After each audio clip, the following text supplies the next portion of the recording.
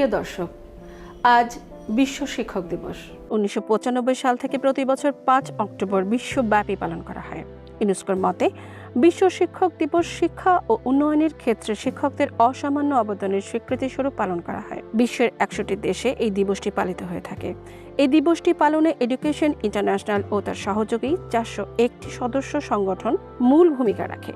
দিবসটি উপলক্ষে ইআই প্রতি বছর একটি প্রতিপাদ্য বিষয় নির্ধারণ করে থাকে, যা জনসচেতনতা বৃদ্ধির সাথে সাথে শিক্ষকতা পেশার অবদানকেও স্মরণ করিয়ে দেয়। সুপ্রিয় দর্শক, আজ বিশ্ব শিক্ষক দিবস। এই দিবসকে ঘিরে আজ আমরা মুখোমুখি হয়েছি মুন্সিগঞ্জ সরকারি হরগঙ্গা কলেজের সাবেক অধ্যক্ষ আবুল কাশেম স্যারের। মুন্সিগঞ্জের সরকারি হরগঙ্গা কলেজ জাতীয়করণ হয় 1980 সালের 1 মার্চ। প্রতিষ্ঠার পরে এটা ছিল কলেজের ছাত্র শিক্ষক ও এলাকাবাসীর জন্য অন্যতম বড় একটি সুখবর। 1995-96 শিক্ষাবর্ষে বাংলা, ইংরেজি, রাষ্ট্রবিজ্ঞান, পদার্থবিজ্ঞান, উদ্ভিদ বিজ্ঞান এবং হিসেব বিজ্ঞান বিষয়ে স্নাতক সম্মান কোর্স ডিগ্রি চালু হয়। রাষ্ট্রীয়ভাবে ঘোষণা দেওয়া হলেও এই অনার্স কোর্স চালু করতে তৎকালীন অধ্যক্ষ আবুল কাশেমকে বেশ গলদঘর্ম হয়ে শিক্ষা ও অর্থ মন্ত্রণালয়ে ফাইলের পেছনে ঘুরতে হয়। যে সময় ইডেন কলেজেও কিছু বিষয়ে অনার্স খোলা সংক্রান্ত ফাইল সংশ্লিষ্ট মন্ত্রণালয়ে স্থবির হয়েছিল। স্যার নিজেও মুন্সিগঞ্জ সরকারি হরগঙ্গা কলেজের ছাত্র ছিলেন। 1990 সাল থেকে 1996 সাল পর্যন্ত তিনি সরকারি হরগঙ্গা কলেজে অধ্যক্ষ হিসেবে দায়িত্ব পালন করেন। অবসরে যাওয়ার পর সরকারি হরগঙ্গা কলেজে অধ্যক্ষ আবুল কাশেম স্কলারশিপ প্রবর্তনের জন্য তিনি 10 লক্ষ টাকা পৃষ্ঠপোষকতা করেন। নিজ কলেজের এমন অবদান রাখার উদাহরণ বিরল। তিনি 25 বছর আগে সরকারি চাকরি থেকে অবসরে গেছেন। পরবর্তীতে সৌদি আরবের রিয়াদের একটি শিক্ষা প্রতিষ্ঠানে কয়েক বছর শিক্ষকতা করেন। এখন প্রায় সময় ঢাকার বেইলি রোডের অফিসার্স ক্লাবে সমমনা কয়েকজনের সাথে আড্ডা দিয়ে বিকেল থেকে রাত অবধি সময় কাটে তাঁর। অধ্যাপক আবুল কাশেম স্যারের জন্ম 1941 সালের 26 ফেব্রুয়ারি মুন্সিগঞ্জ জেলার সিরাজদিখান উপজেলার বাহেরঘাটা গ্রামে। পরবর্তীতে তার বাবা মোহাম্মদ শামসুদ্দিন মিয়া রায় বাহাদুর যোগেশচন্দ্র ঘোষের পুত্র রায় বাহাদুর প্রফুল্ল কুমার ঘোষদের পাউলদিয়া গ্রামের বাড়ি কিনে নেন। রায় বাহাদুর প্রফুল্ল কুমার গাজীপুরের ভাওয়াল স্ট্রিটের ম্যানেজার ছিলেন। তার কন্যা বাংলার এক সময়ের জনপ্রিয় কণ্ঠশিল্পী উৎপলা সেন। তার স্বামী প্রখ্যাত সঙ্গীত শিল্পী সতীনাথ মুখোপাধ্যায়। আবুল কাশেম স্যারের প্রাথমিক স্তরের পড়াশোনা হয় পিতার কর্মস্থল তেঁতুলঝরা প্রাথমিক বিদ্যালয়ে। তাঁর বাবা সেখানে রায় বাহাদুর প্রফুল্ল কুমারের দেয়া চাকরিতে ভাওয়াল স্ট্রিটের বিভিন্ন জায়গায় প্রথম দিকে সহকারী তহসিলদার ও পরে তহসিলদারের দায়িত্ব পালন করেছেন। এর আগে তিনি পাউলদিয়া গ্রামে 2টি চাকরি করতেন। রায় বাহাদুর প্রফুল্ল কুমারদের তহসিলের হিসেব নিকেশ রাখতেন এবং ওই গ্রামে আরেক ঘোষ পরিবার প্রতিষ্ঠিত ঘোষদের স্কুলে শিক্ষকতা করতেন। আবুল কাশেমকে তার পিতা প্রাথমিক পর্যায়ের পর লৌহজংয়ের কাজীর পাগলা হাই স্কুলে ভর্তি করে দেন। তিনি শিক্ষা জীবন শেষ করেন ঢাকায়। তিনি যখন ঢাকা কলেজে ছিলেন, ছাত্র হিসেবে যাদের পেয়েছিলেন তাদের মধ্যে উল্লেখযোগ্য মহান কথা সাহিত্যিক হুমায়ুন আহমেদ, সঙ্গীত শিল্পী রথীন্দ্রনাথ রায়, সাবেক মন্ত্রী শেখ শহীদুল ইসলাম, রাজনীতিবিদ মুজাহিদুল ইসলাম সেলিম, মির্জা ফখরুল ইসলাম, সাংবাদিক মাহফুজুল্লাহ, চিত্রনায়ক ইলিয়াস কাঞ্চন সহ বর্তমান ও অতীতের অনেক গুণী ব্যক্তিত্ব। স্যার, শুভ সকাল। আপনি কেমন আছেন স্যার? আছি, এখন মোটামুটি ভালো আছে। স্যার, আপনার ছাত্র জীবন এবং শৈশব সম্পর্কে যদি একটু বলতেন আমাদেরকে। আমার বর্তমান গ্রাম বড়পালদিয়া গোসাইবাড়ি স্কুলে আমার বাবা শিক্ষকতা করতেন, তার হাত ধরে আমি সেই স্কুলে পড়েছি। ক্লাস 2 পর্যন্ত স্কুলে পড়ার পরে বাবা তখনকার দিনের ভাওয়াল রাজার কাচারি বলতো সাভার ফুলবাড়িয়াতে চলে আসি। আমার বাবা আমাকে নিয়ে আসেন এবং সাভারের ফুলবাড়িয়ার কাছেই তেঁতুলঝরা বলে একটি স্থানে প্রাইমারি স্কুল ছিল, সেখানে ক্লাস 3-তে ভর্তি হই। 3 থেকে 5 পর্যন্ত আমি সেই তেঁতুলঝরা প্রাইমারি স্কুলে পড়েছি। ক্লাস 6-এ আমাকে আমার মামা বাড়ি থেকে আমি পড়াশোনা করেছি। মামা বাড়ি হলো শ্রীনগর থানার দক্ষিণ বেকসা গ্রাম। সেখান থেকে পার্শ্ববর্তী কাজীর পাগলা হাই স্কুল, যদিও সেটা লৌহজংয়ের মধ্যে পড়ে, সেই কাজীর পাগলা হাই স্কুলে থেকে আমি ক্লাস 6-এ ভর্তি হই এবং সেখান থেকে 1956 সালে ম্যাট্রিকুলেশন পরীক্ষা পাশ করি। তারপরে আমি জগন্নাথ কলেজে ভর্তি হয়েছিলাম, কিন্তু অসুস্থতার জন্য 1 বছর আমার পড়াশোনা করতে সমর্থ হইনি। পরে গিয়ে 1957 সনে সরকারি হরঙ্গা কলেজে ভর্তি হই এবং এই সেখান থেকে উচ্চ মাধ্যমিক পাশ করি 1959 সালে। স্যার, আপনার শিক্ষক জীবন এবং ছাত্রদের সম্পর্কে যদি আমাদের কিছু বলতেন। আমি শিক্ষকতা জীবন শুরু করি ঢাকা কলেজে রসায়ন বিভাগের প্রভাষক হিসেবে। সেখানে 4 বছর শিক্ষকতা করে আমার প্রমোশন হয় এবং আমি চলে যাই যশোর এমএম কলেজে সহকারী প্রফেসর হিসেবে। সেখানে প্রায় 1.5 বছরের মতো থাকি এবং পরবর্তীতে কবি নজরুল কলেজে বদলি হয়ে আসি। ঢাকাতে কবি নজরুল কলেজে প্রায় 9 বছর চাকরি করার পর আমি পুনরায় ঢাকা কলেজে বদলি হয়ে যাই সহকারী অধ্যাপক হিসাবেই। সেখান থেকে 1983 সনে আমি সরকারি লিয়েন নিয়ে চলে যাই আফ্রিকার দেশ নাইজেরিয়ায়। সেখানেও শিক্ষকতা করি প্রায় 2 বছরের মতো। 2 বছর পরে ফিরে এসে জয়েন করি সরকারি দেবেন্দ্র কলেজ মানিকগঞ্জে বিভাগীয় প্রধান হিসাবে, রসায়নের বিভাগীয় প্রধান হিসাবে। ওখানে প্রায় 5 বছর থাকার পর আমি সে শিক্ষা ভবনে উপপরিচালক হিসাবে যোগ দিই। পরে আমি 1990 আমার প্রমোশন হয়। আমি 1990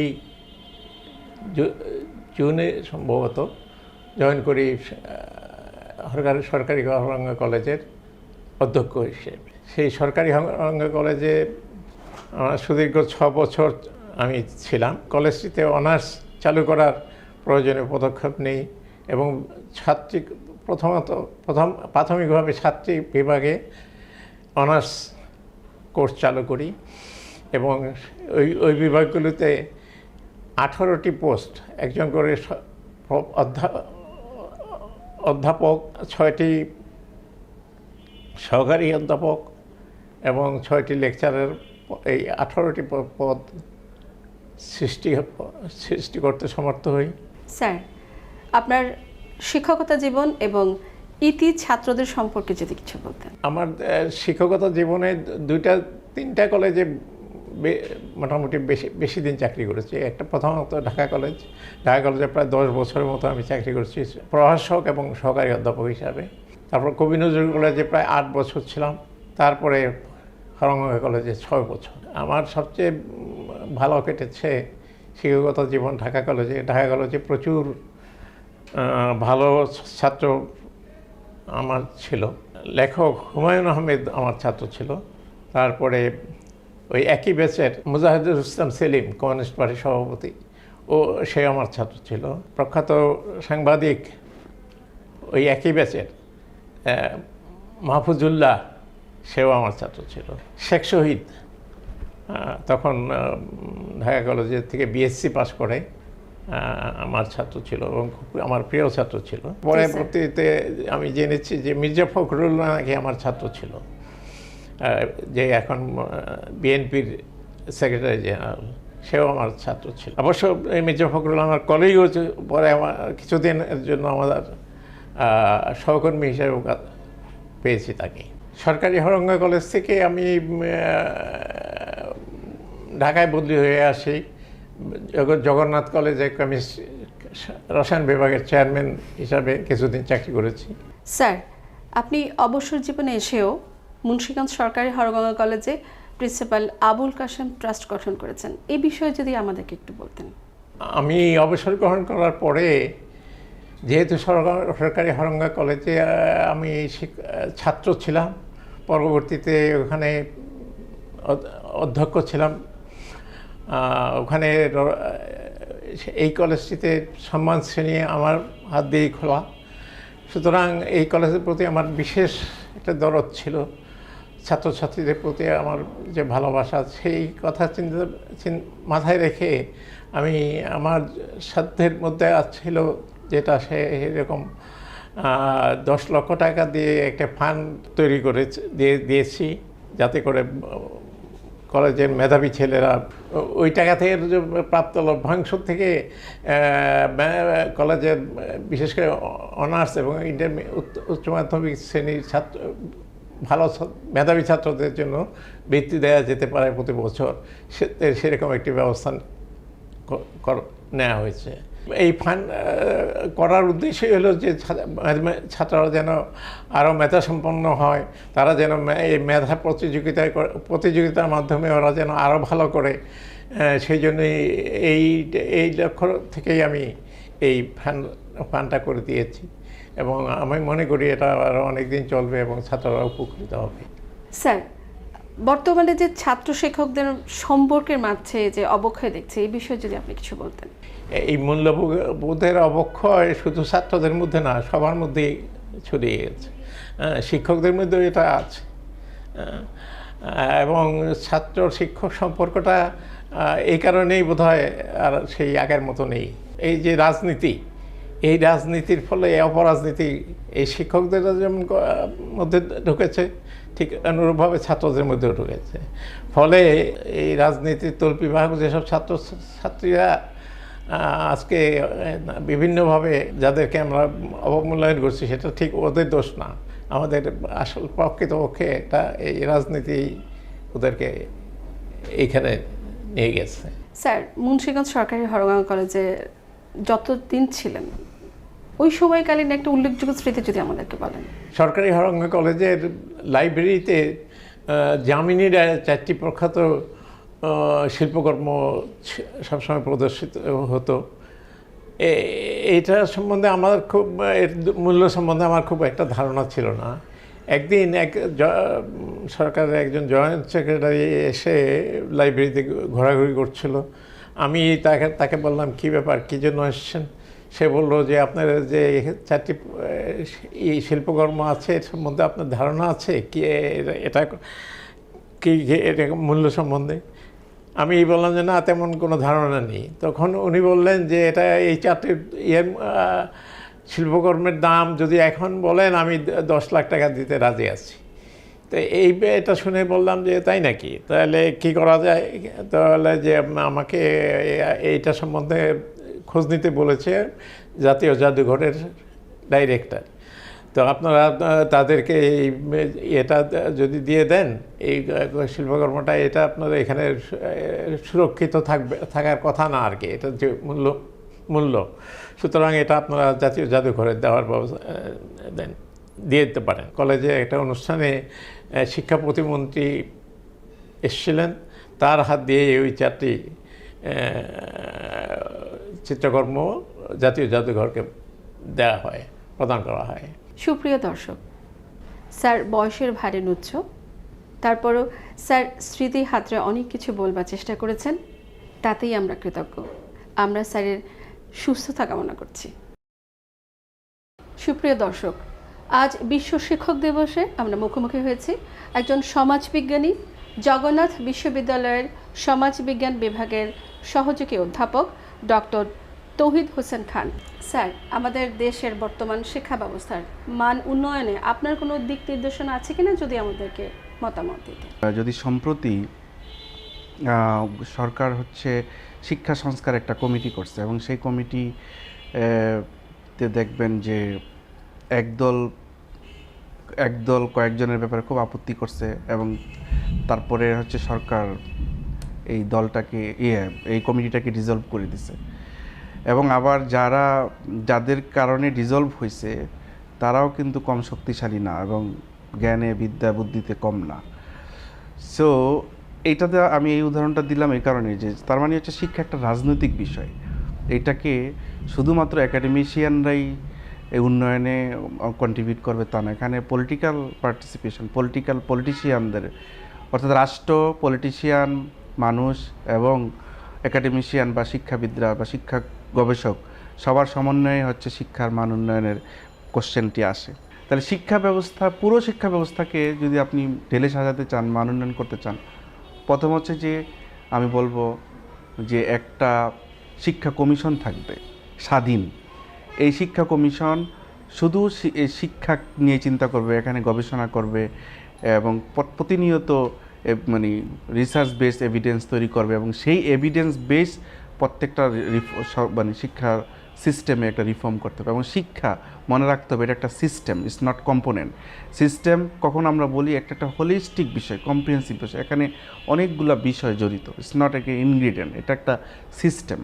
সো আপনি আপনি কি শুধু শিক্ষা ব্যবস্থা সংস্কার করতে হলে শুধু কিছু কারিকুলাম বইপত্র চেঞ্জ করলে হবে না, এখানে অনেক বিষয় আছে। মানুষের কনসাসনেস তৈরি করা, মানুষ একটা জাতীয় কি বলে চেতনার একটা বিষয় আছে, অনেক কিছু নিয়ে আসতে হবে। তো আমি যেটা বললাম যে শিক্ষা কমিশন থাকতে হবে, যেটা ইন্ডিপেন্ডেন্ট অটোনমাস থাকবে, সরকার সেখানে ওইভাবে কোনো কারণ বিকজ এক এক গভর্নমেন্ট এক এক সময় আসবে, তাদের নিজস্ব পলিটিক্যাল আইডিওলজি ইনফোর্স করার ইমবিউজ করার চেষ্টা করে। সে কারণে এটা একটা স্বাধীন থাকবে যেখানে যারা জাতীয় স্বার্থে শিক্ষা ব্যবস্থা নিয়ে চিন্তা করবে, গবেষণা করবে এবং উন্নয়নে কাজ করবে। এর অনেক উদাহরণ দিতে পারি যে যেমন এই যে কিছুদিন আগেও আপনার হচ্ছে যে মানে এই গভর্নমেন্ট এসে যে কারিকুলামকে চেঞ্জ করে দিল বা বাতিল করে দিল কেন, অথচ এর মধ্যে এই শিক্ষা ব্যবস্থাও মানে কি বলে উন্নয়নে কত টাকা খরচ হয়েছে। তার মানে কি, তার মানে নিশ্চয়ই এটা নিয়ে অভিযোগ আছে কিছু মানুষের, এটা নিয়ে আমাদের সাথে ফিট করে নাই, তাহলে এটা কোত্থেকে আসলো? সো তার মানে হচ্ছে যে এটা নিয়ে ওইভাবে ওই রকম কোনো গবেষণা না করে, কোনো ধরনের এভিডেন্স না নিয়ে কোনো একটা মডেল কোনো বিদেশ থেকে এনে এখানে চাপাই দেওয়া হয়েছে। সো এইটা মানে এটা খুবই অদূরদর্শিতার একটা পরিচয়। সো এগুলা মানে এই বিষয়গুলো মাথায় রাখতে হবে যখনই আমরা আমরা নিজেরাও ভিকটিম, আমাদের গ্রেডিং সিস্টেমে আমরা ভিকটিম, আমাদের কমিউনিকেটিভ ইংলিশে ভিকটিম, এগুলো ব্যাখ্যা দিলে অনেক গল্প আসবে। সো এগুলা হচ্ছে যে মানে কোনো ধরনের চিন্তাভাবনা না করে, গবেষণা না করে এই সিস্টেমগুলো যখন ইন্ট্রোডিউস করে তখনই এই মানে বুমেরাং হয়ে যায়, মানে মানে এক্সপেক্টেড রিটার্ন আসলে আসে না। তারপরে ব্যাপারটা হচ্ছে খুবই হতাশাজনক এবং খুবই দুঃখজনক যে আপনি শিক্ষা ব্যবস্থা এবং শিক্ষার মান উন্নয়ন করতে হলে আপনি প্রথমে হচ্ছে শিক্ষকদের ব্যাপারে আপনাকে কনসার্ন থাকতে হবে, সচেতন থাকতে হবে। আপনি শিক্ষকদের যোগ্যতা, শিক্ষকদের কোয়ালিটি। সো ভালো শিক্ষা যদি আপনি এক্সপেক্ট করেন, ভালো শিক্ষক নিয়োগ দিতে হবে, ভালো শিক্ষক নিয়োগ দিতে হবে। সবচেয়ে মেধাবী ছাত্ররা হবে শিক্ষক, সবচেয়ে ট্যালেন্টেড ছাত্রদের মানে স্বপ্ন হবে শিক্ষক হওয়া। তাইলে সবচেয়ে ভালো মেধাবী ছেলেরা বা মেয়েরা শিক্ষকতায় আসবে কেন? শুধু শিক্ষকতায় কখন আসবে তাকে, তাইলে এই শিক্ষকদের সামাজিক মর্যাদা বা বেতন এবং বেনিফিট, স্যালারি অ্যান্ড বেনিফিট, এই সব মিলায় যে প্যাকেজটা, এইটাও এক ধরনের আকর্ষণীয় থাকতে হবে। তাইলে মেধাবী ছাত্ররা শিক্ষকতায় আসবে। এই জায়গাটা হচ্ছে আমাদের সবচেয়ে দুর্ভাগ্য যে আমাদের শিক্ষা ব্যবস্থায় আসলে মানে শিক্ষকদের নিয়ে কোনো চিন্তাই করা হয় না। এবং আমি যতটুকু জানি বা যতটুকু আমার স্টাডি আছে যে ইভেন এই সাউথ এশিয়াতেও সাউথ এশিয়াতে বাংলাদেশ বা বাংলাদেশের যে অর্থনৈতিকভাবে দুর্বল দেশও আছে, কিন্তু শিক্ষকদের সুযোগ সুবিধা, বেতন, ইনসেন্টিভ সবচেয়ে খারাপ অবস্থা হচ্ছে বাংলাদেশে। এটা শুধু প্রাইমারি মাধ্যমিক না, এটা একদম প্রাথমিক বিদ্যালয় থেকে বিশ্ববিদ্যালয় পর্যন্ত শিক্ষকদের এই সামাজিক মর্যাদা বা অর্থনৈতিক অবস্থা খুবই খুবই নাজুক। আমার একটি খুবই মানে রিলিভেন্ট আমার একটা গবেষণার সাথে আমি সম্পৃক্ত, এটা কানাডিয়ান গভর্নমেন্টের ফান্ডে কানাডা এবং বাংলাদেশ এই দুই দেশে শিক্ষকদের যে শিক্ষকরা কোভিডের সময় অনলাইনে ক্লাস নিচ্ছে তাদের মানে সামাজিক health and safety, health risk বা ওয়ার্ক প্লেস সেফটি, এগুলো নিয়ে আমরা গবেষণা করতেছি। ওই গবেষণার সাথে আমিও সম্পৃক্ত। এটা অনেক দিন ধরে এই গবেষণাটা চলতেছে। আমরা বাংলাদেশের প্রায় 50 জন শিক্ষকদের সাথে কথা বলছি এবং এই পর্যায়ে এখন আমরা শিক্ষা প্রশাসন, শিক্ষকদের অধিকার নিয়ে কথা বলে, ওয়ার্কারদের অধিকার নিয়ে কথা বলে, এরকম লোকজনের সাথে এখন আমরা কথা বলতেছি। তো এখানে আমার যে ইনসাইটস, আমি যে ধারণাটা পাইছি সেটা হচ্ছে যে আমাদের একটা জিনিস যে আমাদের যে শিক্ষকরা আছেন, বিশেষ করে প্রাইমারি স্কুল, হাই স্কুলের শিক্ষকরা আছেন, প্রথম কথা হচ্ছে যে আমাদের খুবই ডাইভার্স একটা হাই স্কুল, প্রাইমারি স্কুল, আবার হচ্ছে সরকারি স্কুল, বেসরকারি স্কুল, ইংলিশ মিডিয়াম স্কুল, মাদ্রাসা, এমপিভুক্ত, নন এমপিভুক্ত, খুবই ডাইভার্স এবং সেইটা একটু ডিফিকাল্ট আসলে বোঝা। কিন্তু আমরা সবার সাথে কথা বলার চেষ্টা করছি আমাদের স্টাডিতে। সেখানে আমরা যেটা ইন্টারেস্টিং হচ্ছে যে আমাদের শিক্ষকদের কোনো বার্গেনিং বা কালেকটিভ এগ্রিমেন্ট, কালেকটিভ বার্গেনিংয়ের কোনো প্ল্যাটফর্ম নাই। এটা আমরা জানি যে কতগুলা বিভিন্ন পলিটিক্যাল পার্টির ফেভারে কতগুলা ইউনিয়ন আছে, বাট এরা আসলে আমাদের শিক্ষকরাই বলছে এরা আসলে সিগনিফিক্যান্ট তাদের অধিকার নিয়ে তাদের অবস্থার পরিবর্তন বা উন্নয়নে কোনো কন্ট্রিবিউটই করে না এই বাংলাদেশ হওয়ার পর থেকে। এবং তারা তাদের কালেকটিভ বার্গেনিংয়ের, তাদের অধিকার নিয়ে যে কথা বলবে, তাদের চাহিদা জানাবে।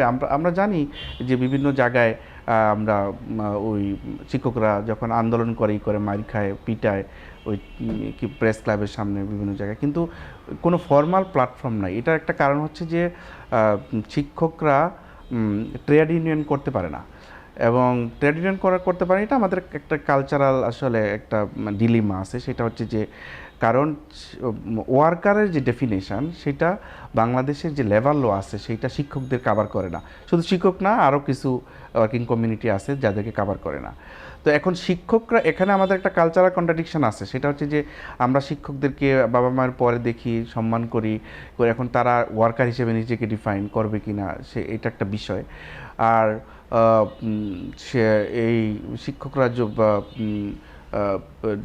ডিফাইন করবে কি না, যদি না করে তাহলে তাদের কি এগ্রিমেন্ট, বার্গেনিং ক্যাপাসিটি বা বার্গেনিং প্ল্যাটফর্ম কোনটা হবে, কে তাদের কি করবে সেটা বিষয়। সো আমরা যাদের সাথে কথা বলছি আমার কাছে মনে হয়েছে যে আমরা এইটাও ডিনাই করতে পারবো না, শিক্ষকরা আসলে they are not comfortable as a worker. So তাদের জন্য আলাদা সার্ভিস রুল, আলাদা অকুপেশনাল হেলথ সেফটি, এই কিছু পলিসি, প্রোটেকশন, সোশ্যাল সিকিউরিটি, কিছু পলিসি বা আইন আলাদা করে করতে হবে, বিকজ এটা আমাদের কালচারাল ইস্যু।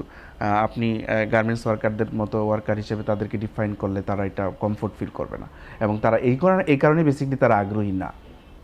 এই কথাগুলো বললাম এই কারণে, আমি বারবার রিপিট যে শিক্ষার উন্নয়ন বলতেছেন শুধু, কিন্তু শিক্ষার উন্নয়ন করতে হলে আপনাদের শিক্ষকদের উন্নয়ন করতে হবে, মান উন্নয়ন করতে হবে প্রথমে। এবং শিক্ষকদের মান উন্নয়ন যখনই বলবেন, তখন কোয়ালিটি টিচারের কথা যখন বলবেন, তখন তাদের কম্পেনসেশন প্যাকেজ ভালো না হলে এখানে ভালো শিক্ষক কখনো আসবে না। এবং আমাদের ওয়ান অফ দ্য রিজন আমাদের শিক্ষা ব্যবস্থার যে এখন যে অবস্থা, সেটা হচ্ছে যে ভালো শিক্ষক আসতেছে না, because of A compensation, poor compensation, ভালো শিক্ষক আসতেছে না। সো এইটা একটা বিষয় শিক্ষকদের। আর হচ্ছে যে আমাদের শিক্ষা ব্যবস্থা যুগোপযোগী, আন্তর্জাতিক মানের করার জন্য প্রচুর গবেষণা দরকার। গবেষণা করে কিছু এভিডেন্স নিতে হবে। এভিডেন্স নিয়ে তারপরে হচ্ছে আমাদের 50 বছর আমাদের কি টার্গেট, আমাদের ভিশন কি, আমাদের মিশন কি, সেই অনুযায়ী কোন কারিকুলাম, কোন বিষয়গুলো আনতে হবে, কিভাবে বিশ্বমানের নাগরিক তৈরি করা যায়, কিভাবে ইথিক্যাল নাগরিক তৈরি করা যায়, এগুলো নিয়ে অনেক চিন্তা করে এক ধরনের কারিকুলাম ডেভেলপ করতে হবে। তাহলে আমাদের শিক্ষা ব্যবস্থা, এবং আমি মেনলি আমার ফোকাস হচ্ছে হাই স্কুল এবং প্রাইমারি স্কুলের উপরে, বিকজ এটা হচ্ছে ফাউন্ডেশন। এই শিক্ষা ব্যবস্থার উপরে বেশি জোর দিতে হবে। তাই দেন এই জেনারেশনটা, এবং আমরা জানি যে